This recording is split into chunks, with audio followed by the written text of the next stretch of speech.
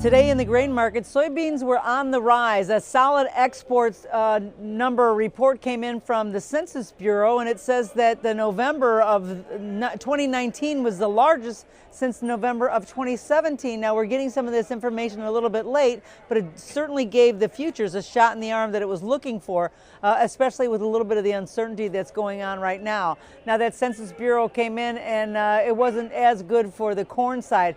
Hence, corn was a little bit steady today. The markets are still awaiting that USDA report that's coming up on Friday, especially with the uncertainty in the geopolitical issues that are going on. I think that it has the market a little bit on hold. Let's not forget, though, that the trade deal is going to be signed soon. We're just keeping our fingers crossed. So there's a lot in play, but that's kind of holding the corn market steady.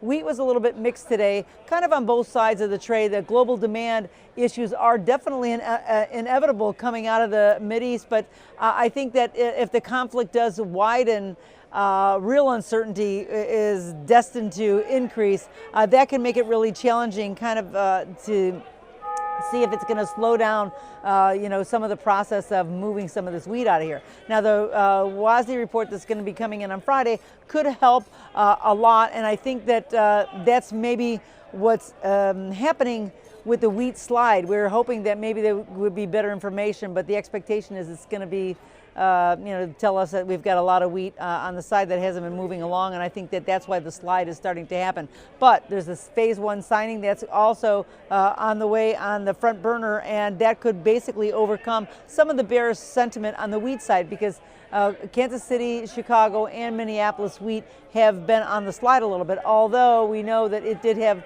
it had been overbought for quite a while. So this is happening this way. The market's been kind of thin since the issues that are happening in the Middle East. But we're going to watch that closely. Everything is day by day. But as the report comes, it's 2 days from today.